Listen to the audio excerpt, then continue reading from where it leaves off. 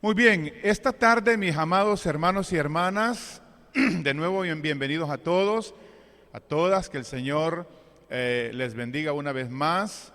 Estamos, como ya mencioné, disfrutando de estos tiempos maravillosos, hermosos de su presencia y retomando estos espacios ya de las reuniones presenciales.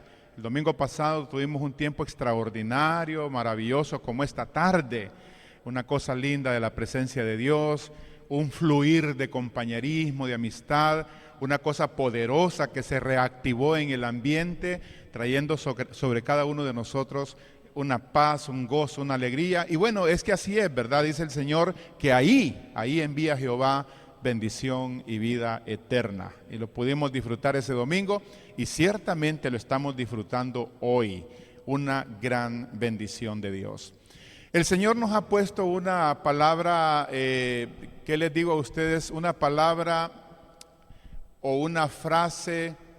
No me gusta decir eslogan porque el eslogan está vinculado a temas de propaganda, de cosas así. Más bien es como una frase bíblica del Espíritu de Dios para nosotros como iglesia. Y justamente se encuentra no tienen que buscarlo ahora ni lo vamos a prohibir. Bueno, ya lo tenemos ahí, dejémoslo ahí, está bien. Es la frase levantémonos y edifiquemos. Ese es como la palabra direccional, como la palabra brújula, la palabra tipo norte para nosotros este 2021. Es levantémonos y edifiquemos. Esa es, repito, el sentir de Dios para nosotros y se encuentra, por supuesto, en Nehemías capítulo 2, verso 18. De esta frase que Dios nos ha dado, vamos a estar compartiendo algunos mensajes que siguen en los próximos domingos del 2021, por supuesto. Y yo quisiera animarles, fíjese, a que usted no se pierda esta palabra directiva de Dios para su vida. Créame, en este tema está la voz de Dios, está la dirección de Dios para su vida. Y bien hacemos cuando como iglesia ponemos el oído para Dios, nos disponemos para escucharle a Él.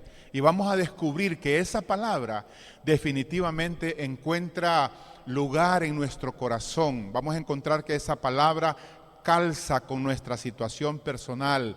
Vamos a encontrar que esa palabra trae una promesa, trae un claro sentir de Dios para su vida, para su familia y para el resto del tema de todo aquello que a usted le concierne. No solamente personalmente, pero también como familia. A veces nosotros, y yo no sé si a ustedes les pasa, nos suele suceder, creo yo, a todos. No debe de ser así, necesitamos corregir esa tendencia.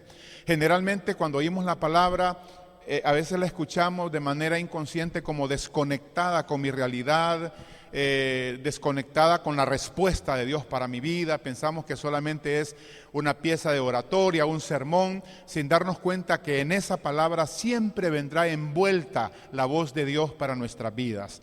Y necesitamos, escuche bien lo que voy a usar, esta palabra, necesitamos entrenar nuestro oído para discernir la voz de Dios en medio de la voz del hombre. Es decir, los que predicamos la palabra solamente somos la envoltura, el medio, el conducto, pero la voz del Espíritu Santo fluye para alcanzar nuestras vidas. Y ahí donde nos encontremos, esa palabra tendrá un consejo relevante para nuestras vidas. Así que, mis amados, pues digo todo esto porque en realidad necesitamos como iglesia atencionar la voz de Dios. Todos sabemos aquí que estamos en un mundo saturado de voces que reclaman la atención suya y la mía. Todo el día, cada día, hay voces tratando de llamar la atención de nuestro oído. Las voces de las circunstancias, las voces de los problemas, las voces económicas, las voces de las diferentes redes, medios de comunicación, las voces, inclusive la voz del maligno de manera abierta hablando a nuestras mentes y corazones, y también está la voz nuestra, la voz de la carne, y necesitamos aprender a escuchar la voz del Espíritu, oír lo que Dios está diciendo. Muy bien, el tema levantémonos y edifiquemos. Ese es el abordaje de hoy para esta tarde. Hemos estado orando, hemos estado rogando a Dios y al Espíritu Santo. Reitero que esta palabra usted la tome. Usted diga, no, esta palabra yo la agarro. Yo vine por algo de Dios para mi vida y quiero llevarme justamente el pensar, el querer de Dios para mi corazón, para mi vida. ¿Puede darme un amén? ¿Sí? Muy bien. Pasemos entonces de inmediato a la lectura de nuestro texto base, del cual parte este tema. Levantémonos y edifiquemos. Aquí tenemos a Nehemías 2:18. Mira lo que dice esta palabra. Dice, entonces, dice Nehemías, entonces les declaré cómo la mano de mi Dios había sido buena sobre mí. Aquí Nehemías, y permítame irle ubicando un poquitito de historia para que entendamos de qué se trata.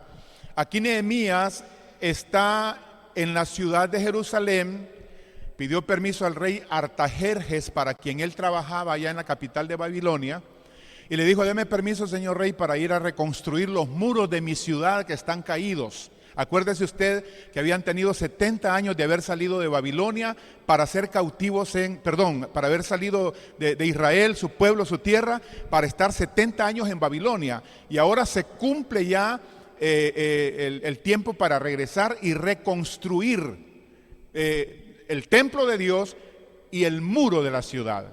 Así que Nehemías aquí está justamente ahí en Jerusalén, y todo lo que este hombre tiene de frente es el muro perimetral de la ciudad derribado.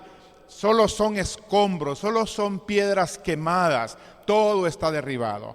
Le embargaba una profunda nostalgia, un gran dolor, una gran tristeza de haber sido víctimas de una tragedia nacional, histórica. Estaban dolidos. Pero aquí está Nehemías con un grupo de gente que le acompañó desde Babilonia para venir a la ciudad de Jerusalén, y está empezando a decirles estas palabras a la gente que está con él, que ha venido justamente para reconstruir el muro de Jerusalén. Entonces dice, entonces les declaré cómo la mano de mi Dios había sido buena sobre mí. Mire, y asimismo las palabras que el rey me había dado. El rey Artajerjes le dijo, Nehemías, cuentas con mi apoyo, no hay problema, vete a reconstruir los muros de tu ciudad. Y termina diciendo, y mire la reacción de la gente que estaba con él. Me encanta eso. La reacción de sus líderes, de las familias que caminaron con él. Viajaron 4 largos meses, un viaje largo y peligrosísimo y cansado, desde Babilonia hasta Jerusalén. 4 largos meses para su tierra, familias, tribus, grupos, líderes, en fin. Y ahora la respuesta del pueblo que está con él. Y dijeron, mire, levantémonos y edifiquemos. ¿Qué palabra esa? ¿Qué reacción? ¿Qué actitud? ¿Qué respuesta?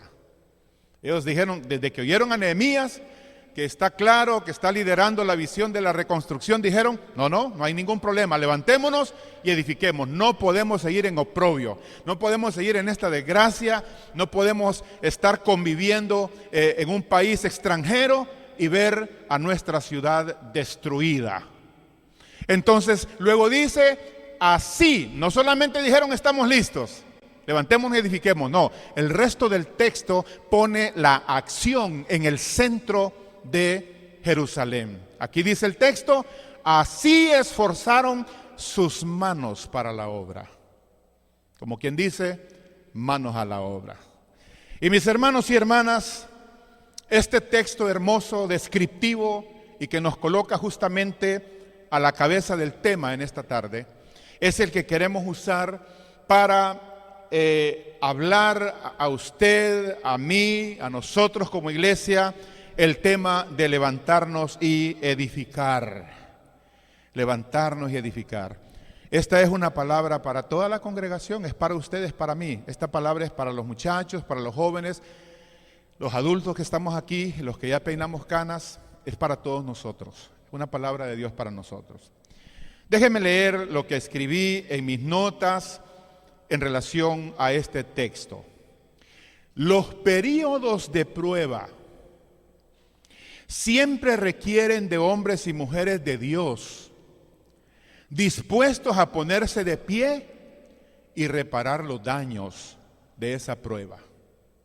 Siempre ha sido así.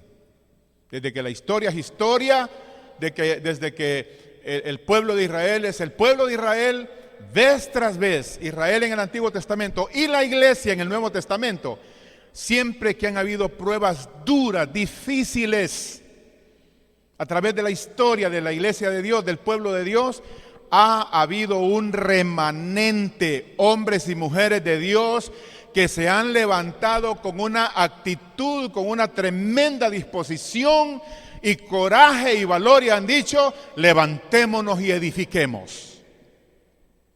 Esa ha sido la consigna en tiempos o en periodos de prueba. No tenemos que redundar aquí para decir que en efecto hemos sido altamente probados. Y no estamos hablando de una ciudad, de un pueblo, de una nación, estamos hablando de los 4 rincones del mundo. Es decir, ha sido una prueba planetaria a nivel de toda la tierra. Lo hemos vivido, ¿no es cierto? Ha sido una prueba difícil de muchos meses. Y es justamente por esa razón, porque hay cosas que la prueba y la lucha y la crisis trae consigo. Es decir, hay cosas que se deterioran en nuestras vidas espirituales, hay cosas que se dañan en nosotros, desde los estados anímicos hasta nuestro compromiso con Dios. Hay cosas que nos enferman emocionalmente, mentalmente, económicamente, enfermedades físicas, literal, y también incluye fatalidad. Todos somos testigos de la cantidad de gente que ha muerto en esta temporada pandémica a nivel mundial. Es una prueba, y aquí no es de llamarle de otra manera, no es de suavizar términos, es simple y sencillamente llamar las cosas como son. Ahora bien, ¿qué había perdido el pueblo de Israel? Para volver sobre el texto, ¿qué era lo que había perdido? Mire qué cosa.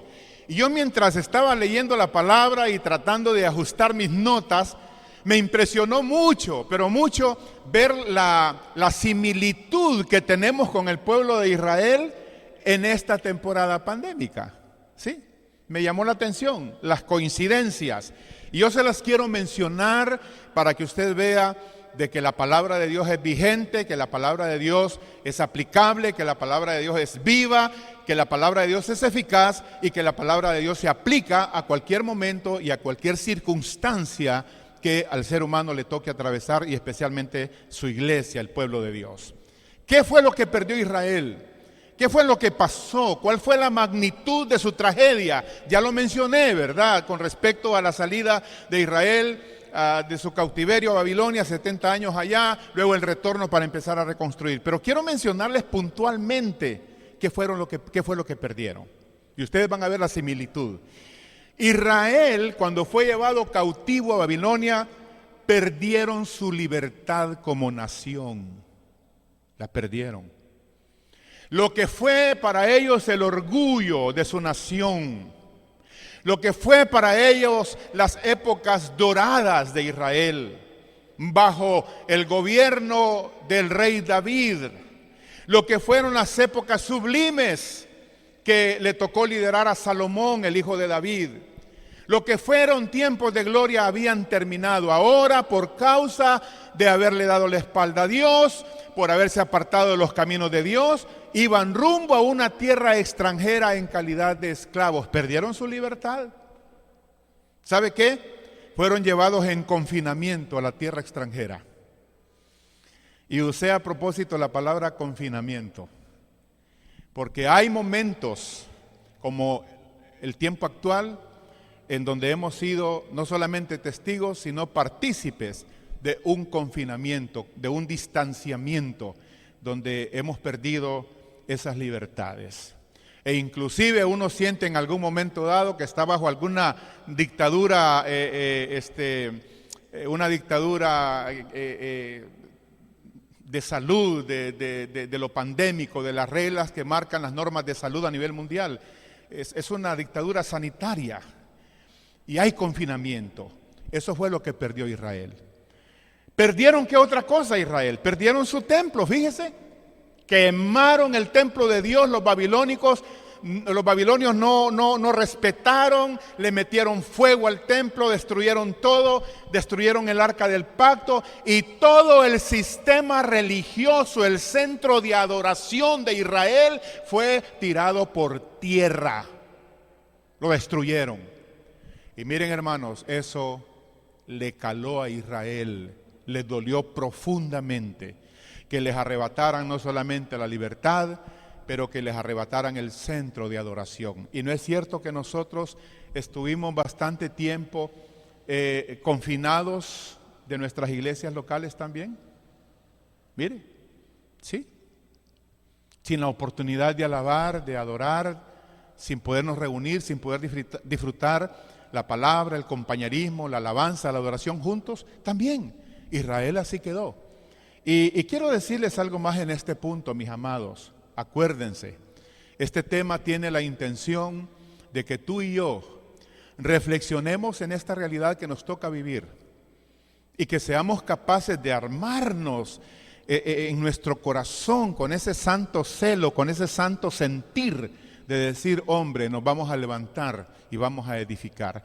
Porque quiero decirles algo, Israel perdió su templo y eso es doloroso. Yo me acuerdo en lo más crudo de la temporada de la pandemia, miré un video que francamente me hizo llorar.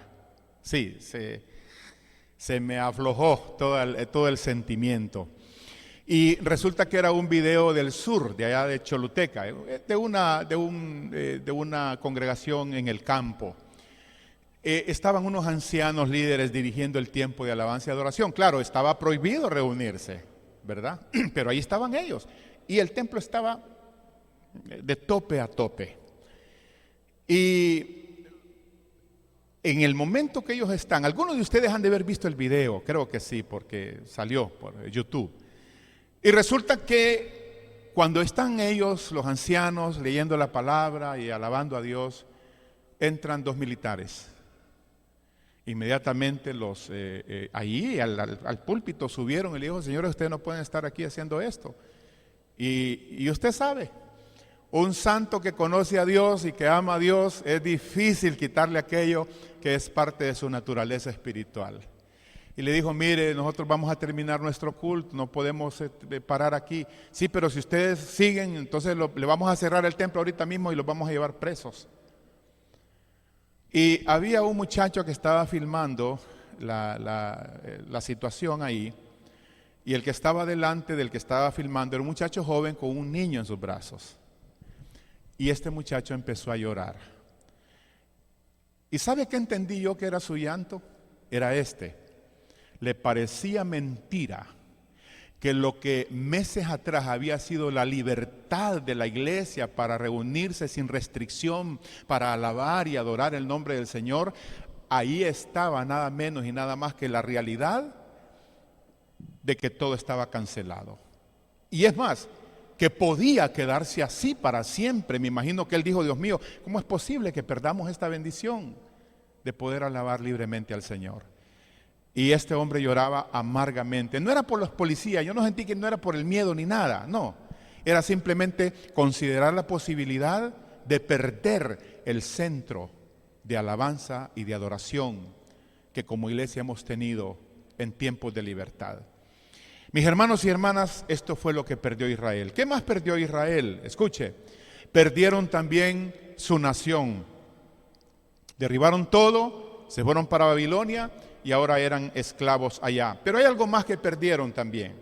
Ellos perdieron su razón de existir. Y quiero mencionarle a qué me refiero con esto. Ellos habían sido una nación portadora de esperanza. Habían sido una nación portadora de una misión divina. En el seno de Israel habría de nacer el Mesías de Dios para salvación del mundo. Y ahora, en vez de ser ellos esa nación portadora de esperanza y de buenas nuevas, iban rumbo al cautiverio. Así que perdieron la razón de existir como nación que Dios les había encomendado ser una nación modelo y esperanza para las naciones. También nosotros. De alguna manera la gente se quedó preguntando, la misma iglesia experimentamos etapas de miedo, de angustia, de incertidumbre, recién empezó la situación a nivel mundial, no sabíamos qué podía suceder. Y así fue como creo yo que también perdimos de alguna manera nuestro propósito. Claro, uno sabe que la iglesia es imparable. La iglesia no se puede detener porque el que fundó la iglesia se llama Jesucristo de Nazaret, el Rey de Reyes, el Señor de Señores, aquel que murió por la iglesia pero que también resucitó. Y la Biblia misma lo testifica al decir que las puertas del infierno no prevalecerán contra ella. Mire, no hay absolutamente nada que pueda detener la iglesia. Muy bien. Dicho esto, déjeme leerle algo más. Sin embargo, en relación a todo lo que hemos mencionado del tema de Israel, aquí está un liderazgo representado en Nehemías, que se levanta en medio de este panorama desolador para recordarle a Israel que tienen a un Dios que no ha renunciado a su pacto con ellos, que el tiempo de la prueba ha llegado a su fin.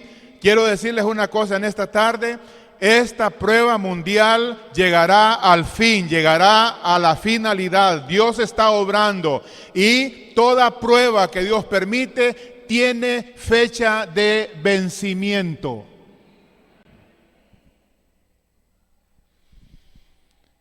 Que los grandes propósitos de Dios, le recuerda Nehemías, deben de cumplirse y que ellos, su pueblo escogido, tienen el sagrado deber de levantarse y edificar. Si usted es un hijo y una hija de Dios, si usted conoce a Cristo, si usted ha nacido de nuevo, si usted es parte del remanente de Dios, usted tiene el sagrado deber en esta hora de levantarse y edificar. Este no es tiempo para la postración, este es el tiempo para la reconstrucción, la consolidación y el crecimiento de la iglesia. No es un tiempo de postración, es un tiempo de reconstrucción, es un tiempo de consolidación, es un tiempo de crecimiento, mis hermanos. La pandemia lo que ha venido es a trazar una línea para explicarnos cómo es la humanidad sin Dios y cómo la iglesia cuenta con su bendición y su respaldo para que se levante, y bajo estas circunstancias y bajo este nuevo escenario la iglesia se levante para glorificar el nombre de Cristo, para proclamar la verdad del evangelio y para preparar a un mundo sin Dios a que se prepare para el encuentro con su Dios. Levantarnos y edificar. De manera que aquí está la pregunta a la cual vamos a responder esta tarde. Trataré de hacerlo con lo mejor que pueda de la brevedad del tiempo. Yo sé lo complicado que es esa mascarilla, ¿verdad? Entonces vamos a tratar de avanzar en esto. Y aquí está la pregunta. ¿De qué manera? ¿De qué forma, Pastor Luis, puedo ponerme a la altura de un cristiano que se levanta y edifica? ¿Qué puedo hacer? Es una buena pregunta, ¿verdad? ¿Qué puedo hacer para ponerme a la altura de ser un cristiano, no que anda bajo el azote, bajo la aflicción, bajo la sombra y las sentencias y los augurios y las profecías oscuras que el mundo está diciendo? No, sino un cristiano que entiende que está conectado a un propósito eterno, que está conectado a un reino, que está conectado a un Dios, que está por encima de todas las cosas. Esta pandemia no está desvinculada del propósito de Dios. No tratemos de excusar a Dios, no tratemos de apartar a Dios de esto. Él está en el centro y el control de todo lo que está pasando en la tierra, porque Él es Dios. Usted no trate de disculpar a Dios. No, es que esto no tiene nada que ver con Dios. Claro que tiene que ver, por supuesto que sí. Es Dios tratando con la humanidad, es Dios tratando con su iglesia, es Dios purificándonos, limpiándonos, estableciéndonos y preparándonos para que hagamos su voluntad y que nos levantemos en esta hora para brillar por su gracia y por su poder. Así que, repito la pregunta, ¿cómo, pastor, me pongo a la altura de un cristiano que se levanta y edifica en estas circunstancias? ¿Qué puedo hacer? ¿Qué se espera de mí? Bueno, respondamos a esa pregunta volviendo a este texto que tenemos aquí de base. Y miremoslo, descompongámoslo en sus partes porque cada parte nos dice qué hacer. Y aquí está. En primer lugar, mire lo que dice el verso 18a, es decir, 18 y la primera parte. Entonces, dice Nehemías, les declaré cómo la mano de mi Dios ¿había sido qué? ¿Había sido qué, iglesia?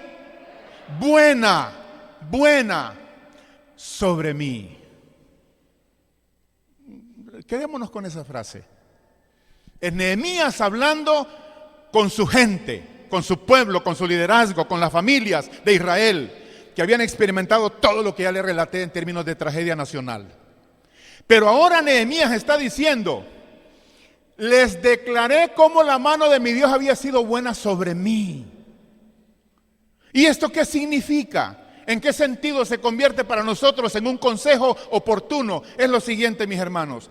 Necesitamos en esta hora, en este momento, bajo estas circunstancias, ver con agradecimiento el favor de Dios en medio de los escombros. Ahí está Nehemías. El templo está medio edificado y todo el muro perimetral está caído. Lo único que hay son escombros por todos lados. Y en medio de este ambiente, este hombre se levanta para decirles, miren, yo vengo a decirles a todos ustedes que la mano de Dios sobre mí para este proyecto ha sido buena. Ha sido buena. Quiero decirles algo en esta tarde, de la manera más considerada de lo que sea capaz.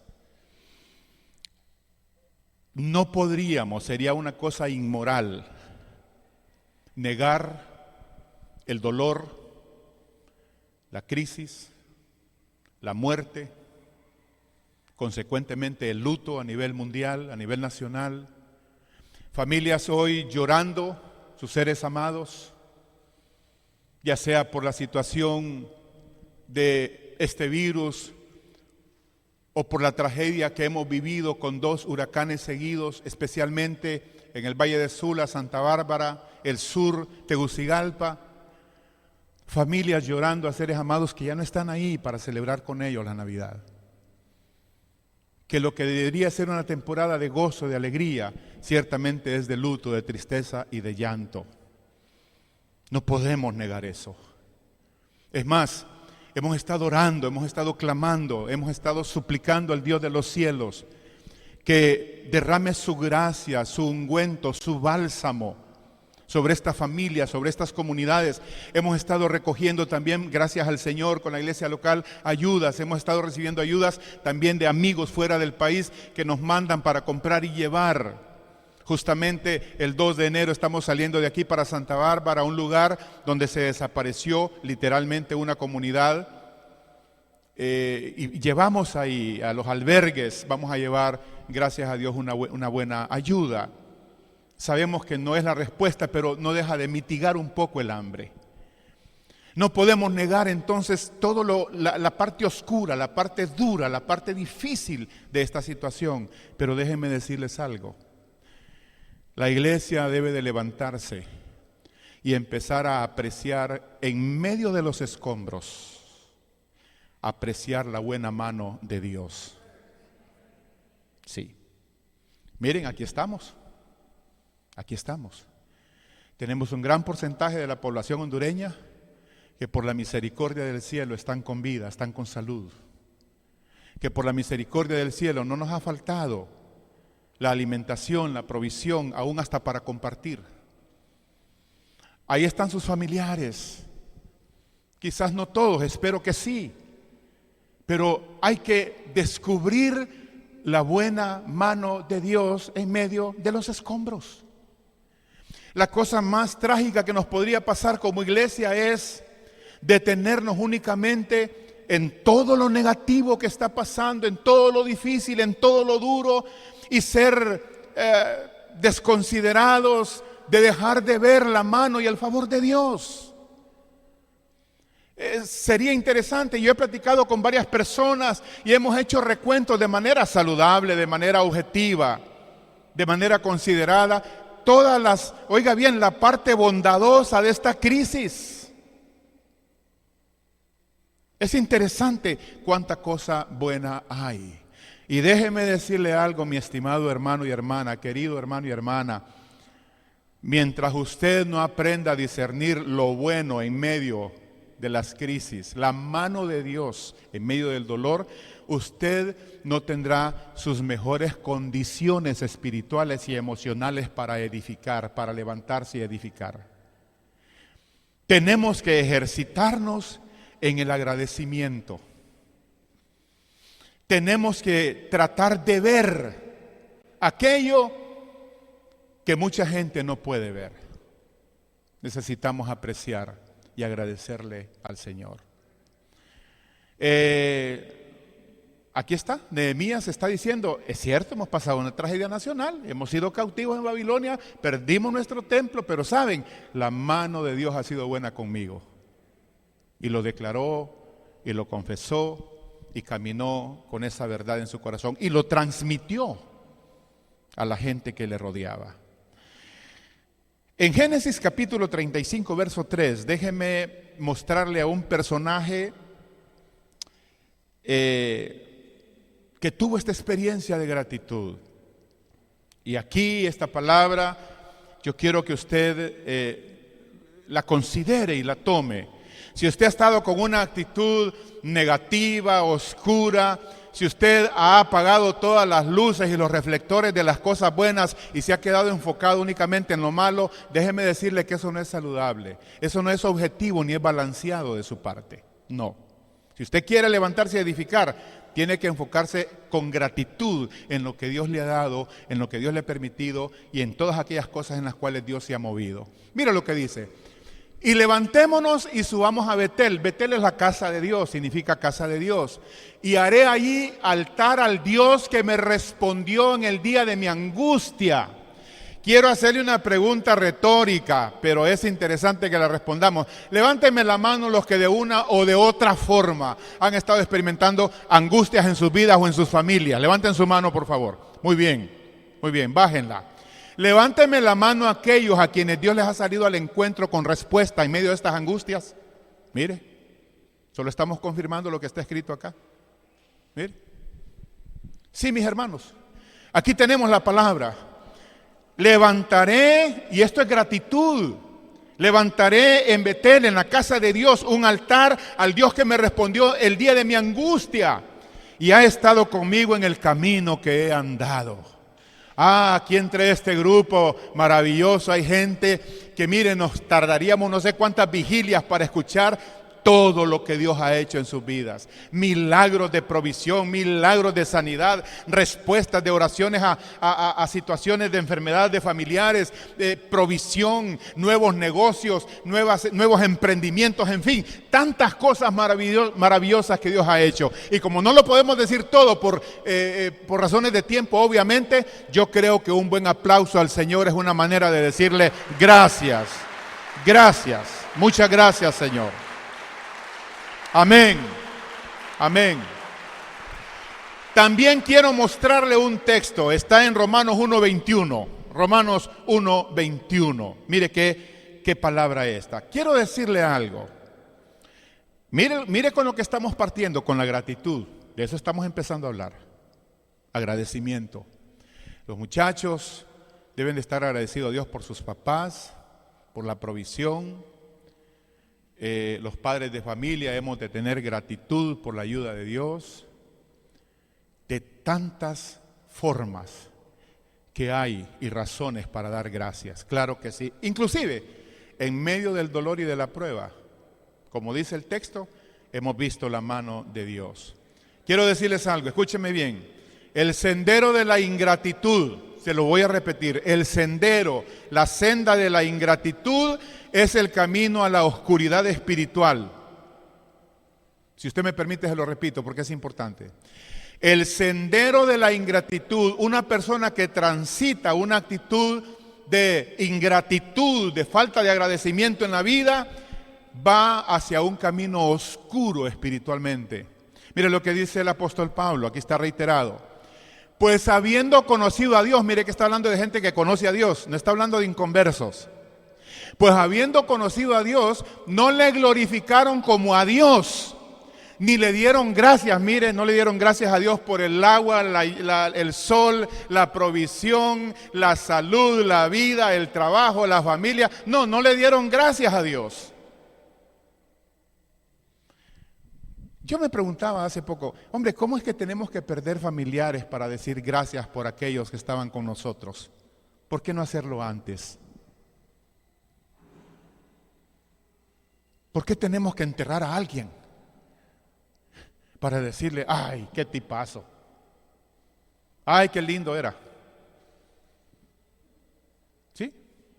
Qué bellezada, qué chulada, como decimos en La Paz.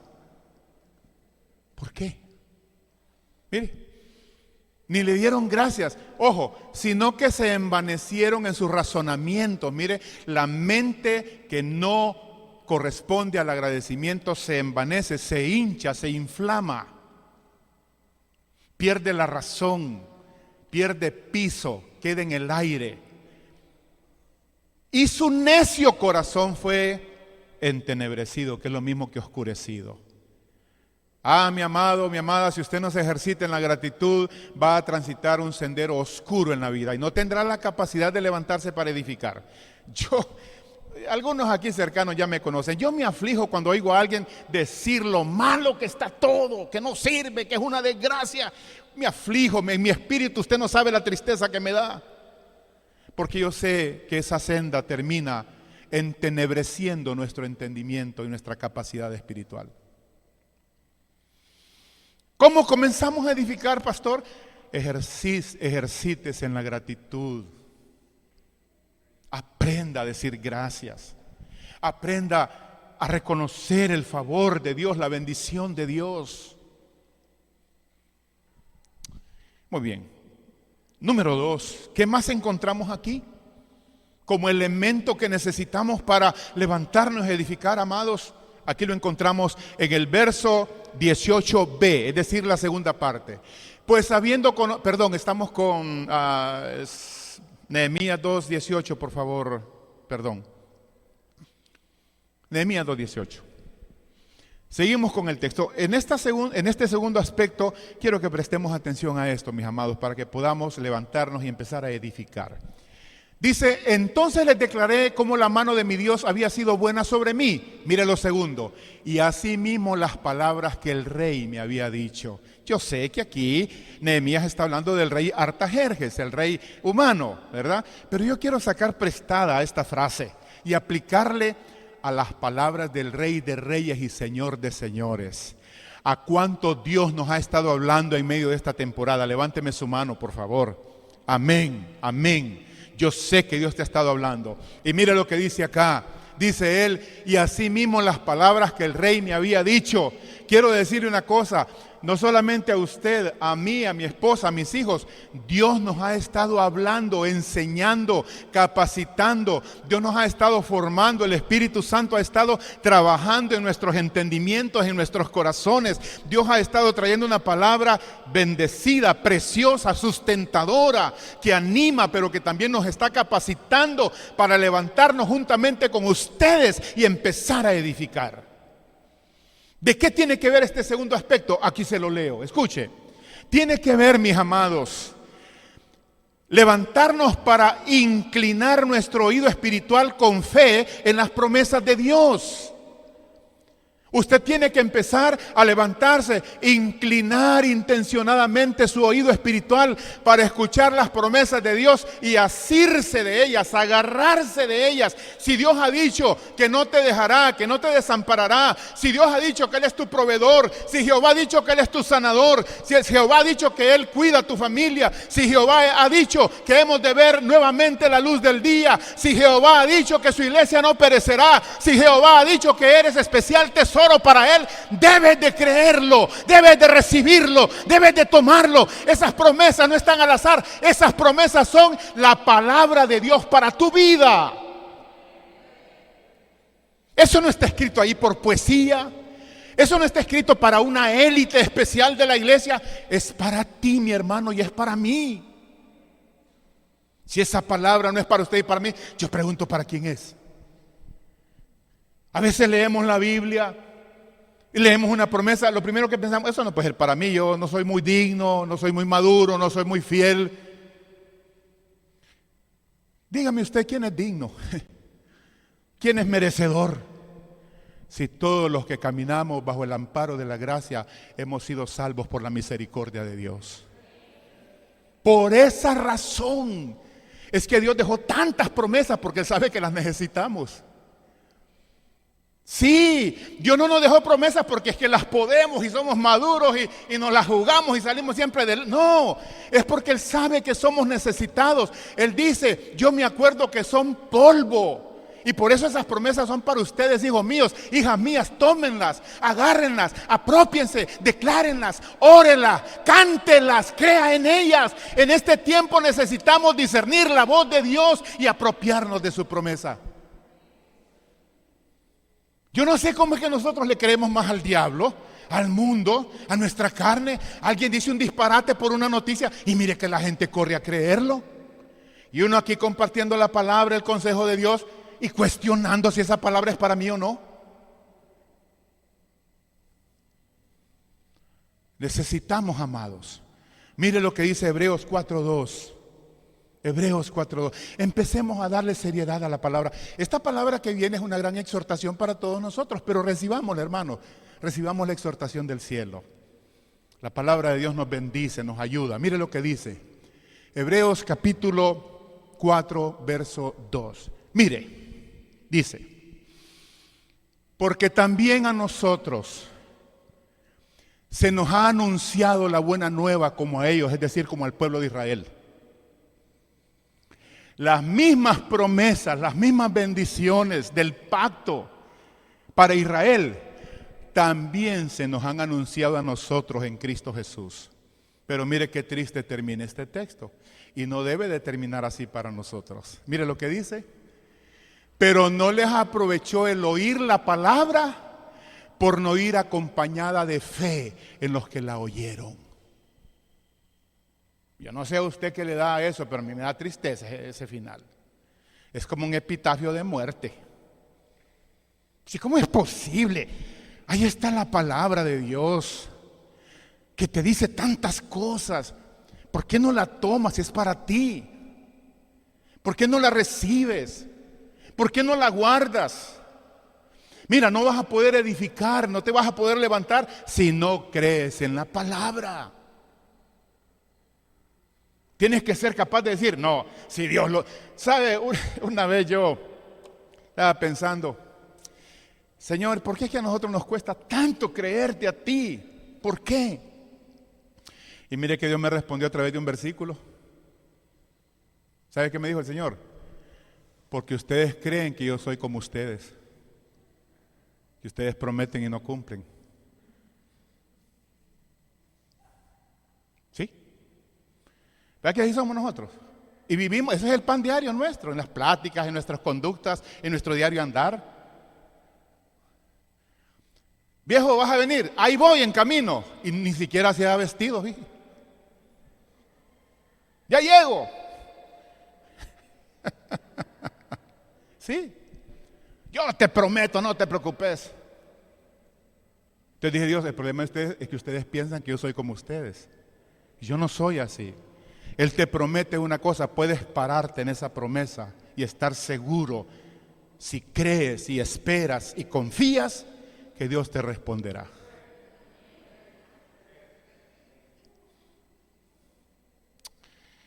Número 3, amados, número 3. ¿Qué más necesitamos de acuerdo al texto para levantarnos y edificar, apreciadas ovejas? ¿Qué más? Capítulo 2, verso 18, inciso C. Aquí está. Porque también a nosotros, perdón, estamos con Nehemías, sí. Nehemías capítulo 2, capítulo 4, verso 18c. Muy bien, aquí tenemos. Les dije pues, vosotros veis el mal en que estamos, que Jerusalén está desierta y sus puertas consumidas por el fuego. Venid y edifiquemos el muro de Jerusalén. 2:18 es, o 17 dije. Perdón, 18c, 18. Luego pasamos a ese. Muy bien, gracias. Entonces les declaré como la mano de mi Dios había sido buena sobre mí y asimismo las palabras que el rey me había dicho. Y dijeron, mire, levantémonos y edifiquemos. Yo he estado orando. Digo, Señor, danos un remanente, una iglesia que tenga este sentir en su corazón. Gente que no se va a conformar con menos que eso. Gente que va a desafiar el statu quo. Gente que va a desafiar todos los pronósticos. Gente que va a decir, el Dios nuestro, el que hizo los cielos, la tierra, el mar y todo lo que en ellos hay, ese es el Dios nuestro. Y Él nos prosperará, Él nos bendecirá, Él nos sacará adelante. ¿Qué hicieron esta gente con lo que dijo Nehemías? Aquí se lo leo. Optaron por levantarse y edificar por encima de la excusa, por encima de la queja y por encima de la desesperanza. Mire, yo les voy a decir una cosa a ustedes, mis queridos, ustedes lo saben. A mí me han sobrado momentos para excusarme. Me han sobrado momentos como pastor para quejarme, para desesperanzarme. Me han sobrado momentos para justificar mi pereza, mi negligencia, mi descuido. Claro, me ha sobrado. Pero ¿sabe qué? Yo estoy consciente que si lo hago, me traiciono a mí mismo, traiciono mi conciencia, traiciono mi llamado y traiciono gente preciosa que nos ha dado un voto de confianza en nuestro llamado pastoral. No puedo hacer eso. Traicionaría a mi familia, a mi esposa, a mis hijos. Estaría dejando un mal precedente de fe.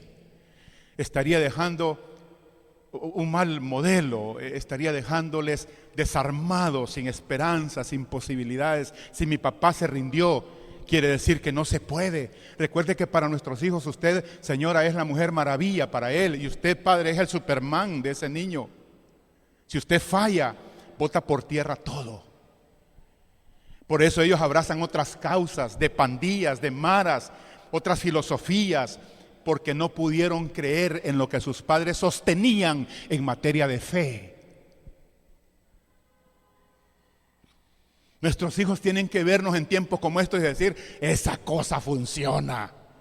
Ese evangelio, ese Dios de mi papá, de mi mamá, claro que funciona. Aquí en mi casa no todas las cosas son perfectas. Aquí tenemos problemas y dificultades, pero mi papá y mi mamá está comprometida con el proceso de caminar con Dios. Y Dios la ha bendecido, Dios la ha honrado y Dios la ha sostenido. Y Dios hará lo mejor para nosotros. Nehemías 2:17, ahora sí les leo el texto. Mire lo que dice acá. Les dije, pues, vosotros veis en el mal en que estamos, que Jerusalén está desierta y sus puertas consumidas por el fuego. Venid, venid y edifiquemos el muro de Jerusalén y no estemos más en oprobio. Hermanos y hermanas, no es tiempo de excusas. No es tiempo de buscar culpables, es tiempo de entender que hemos de levantarnos por encima de cualquiera de las cosas que han servido de excusa para escondernos de la responsabilidad. Qué fácil es culpar a los demás, ¿no es cierto? Culpar al mundo, culpar a los gobiernos, culpar a medio mundo, a las iglesias, a los pastores, cuando sabemos que tenemos un llamado inexcusable, inaplazable, y el sagrado deber de levantarnos para edificar la obra de Dios. Y finalmente, el número 4.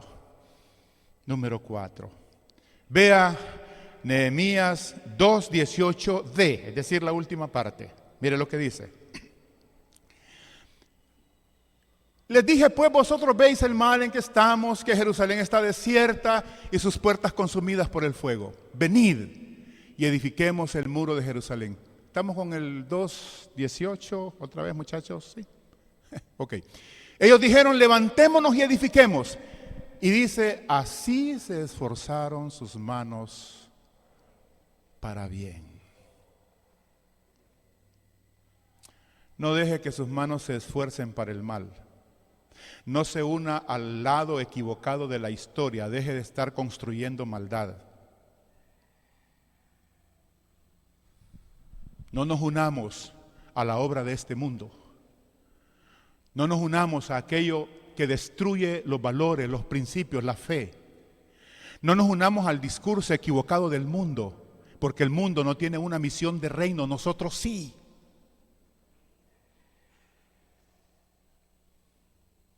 Salomón al final de su vida cayó en un tremendo error, amados, y somos vulnerables de hacer lo mismo nosotros. ¿Sabe que Salomón edificaba para la casa de Dios y también edificaba para los templos paganos de sus mujeres paganas? ¿Sí? El hombre se hizo ambidiestro. Por un lado pegaba ladrillo al templo de Dios y por el otro a los templos paganos. Podemos ser un pueblo, una iglesia, edificando aquí en el altar de Dios, en la casa de Dios, y construyendo otras cosas en nuestras vidas privadas o personales. Y no debe de ser así. Su mano debe de esforzarse para el bien. Dedíquese a edificar, a reconstruir su vida espiritual. Trabaje en su propia conducta, en su carácter. Pídale a Dios, suplique, ruegue, clame, humíllese. Señor, ayúdame a edificar mi vida. Hay muchas cosas en mí que no corresponden a la fe. Hay muchas cosas en mí, Señor, que no te honran. Tiene que haber una respuesta tuya para ayudarme a vencer. Señor, no es posible que siga lo mismo. No es posible.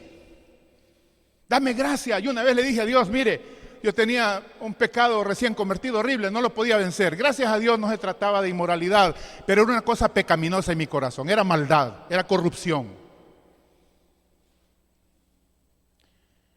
Inclusive una vez le dije, Señor, ¿cómo es posible que me hayas llamado a predicar si sabías que este pecado no lo puedo dejar? Pero un día me arrodillé, llorando, afligido por mi pecado.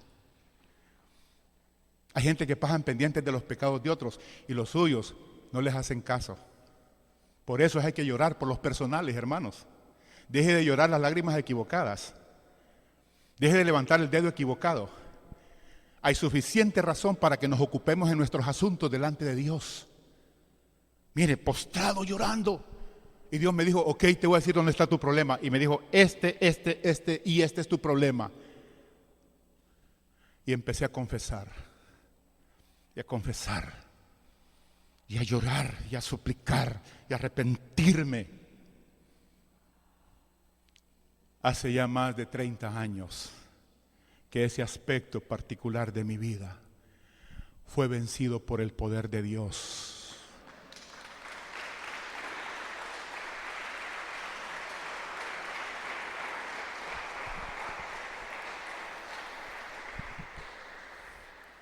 Pusieron manos a la obra siguiendo la dirección de Dios para sus vidas, sus familias, templos, ciudad y nación.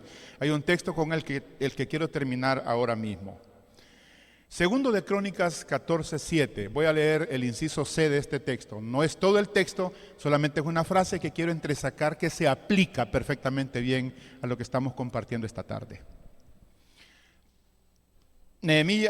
Segundo de Crónicas 14:7c. Muy bien. La frase que quiero entresacar está al final del texto, pero se la voy a leer todo, no le va a hacer daño. Dijo por tanto a Judá, edifiquemos estas ciudades y cerquémoslas de muros con torres, puertas y barras. Hay muchas cosas que edificar, ¿no es cierto? Levantar en nuestras vidas. Ya que la tierra es nuestra, porque hemos buscado a Jehová nuestro Dios. Le hemos buscado y Él nos ha dado paz por todas partes. Atención a lo que termina acá. Edificaron pues y fueron prosperados. Lo lee conmigo los que tienen buena visión y los que no por fe, digan conmigo la última parte. Edificaron pues y fueron prosperados. Una vez más, ¿les parece bien? Más fuerte, por favor. ¿Listos? 2, 3. Edificaron pues y fueron prosperados. ¿Con qué tiene que ver esta última recomendación de Dios para nosotros, amados? Tiene que ver con entender, discernir y salir de aquí listos y entendidos de que solamente la gente que edifica puede ser prosperada. Escuchen lo que voy a decir. Y que Dios bendiga su corazón con esto. Ha llegado el momento, en este tiempo y en esta hora, para que sigan creciendo los que crecieron en el tiempo de pandemia. Ha llegado el tiempo para que sigan creciendo los que crecieron en tiempo de pandemia y para que se estanquen los que dejaron de crecer y usaron este encierro como una excusa para volverse vagos espirituales. Hay gente que en esta temporada se ha afligido, ha buscado a Dios, ha evaluado su vida, ha pesado su fe, su conducta, su manera de andar con Dios. Otros no, se dedicaron al shopping espiritual. Se dedicaron a descuidar su caminar con Dios.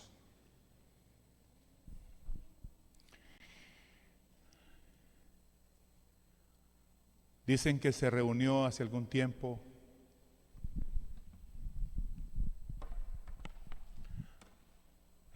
hace un poco de tiempo, hace poco, un hombre de los medios con un tipo que dirigió un gran proyecto musical para ayudar a África, las partes más necesitadas de África, la gente más pobre. El tema era We Are the World, ese era el tema. Mundano, le estoy trayendo solamente un ejemplo. Pero en este relato mundano hay una gran verdad, que es lo que quiero entresacar. Le preguntó este fulano al encargado que lideró, que contactó toda un grupo de estrellas del mundo de la música secular, grandes hombres y mujeres, cantantes de este tiempo. Y le dijo, ¿cómo hiciste para reclutar a esa gente y convencerlos que hicieran ad honor en este proyecto musical? ¿Cómo? Si esa gente por una entrevista se les pagan millones, no digamos un proyecto de música. ¿Cómo hiciste? ¿Cómo fue posible tal cosa? Y quiero decirles lo que él respondió. Le dijo, te voy a contar cómo hice. Cuando estaba el estudio vacío y que ellos empezaban a llegar para grabar, puse un rótulo en la entrada del estudio para que todos ellos lo fueran leyendo al pasar. ¿Sabe usted qué decía ese rótulo? Lo siguiente: al entrar a este lugar, por favor deje colgado su ego afuera. Aquí trabajamos en un proyecto que es mucho más grande que usted.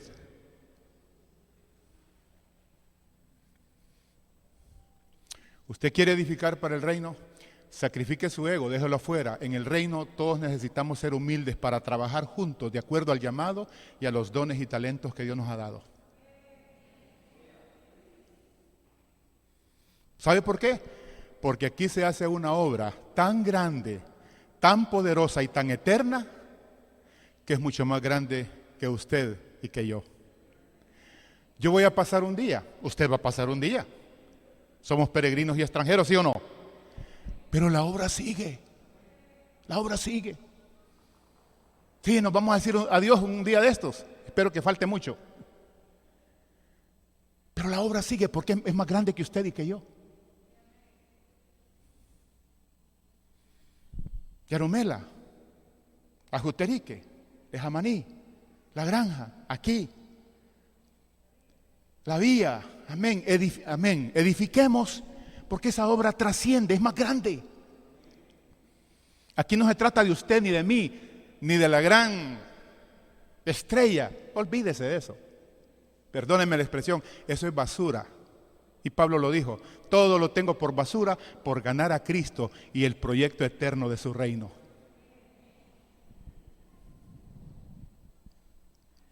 ¿Por qué le menciono esto? Porque usted puede encontrar barreras, por eso es que a muchos nos cuesta convivir como iglesia, servir como iglesia, porque es que estamos peleando por cuál es el ego que está más adelante, el que tiene más, el que lo ponen a hacer más. Claro, estamos compitiendo por cosas absurdas, ridículas, carnales y hasta diabólicas. Necesitamos una iglesia que se levante a edificar en el Espíritu de Dios, con la actitud de Dios, con la humildad de Cristo. Si no, usted se va a quedar haciendo un reinito tan chiquito y tan ridículo que no tuvo trascendencia en el reino de Dios. Bueno, hemos terminado, gracias a Dios.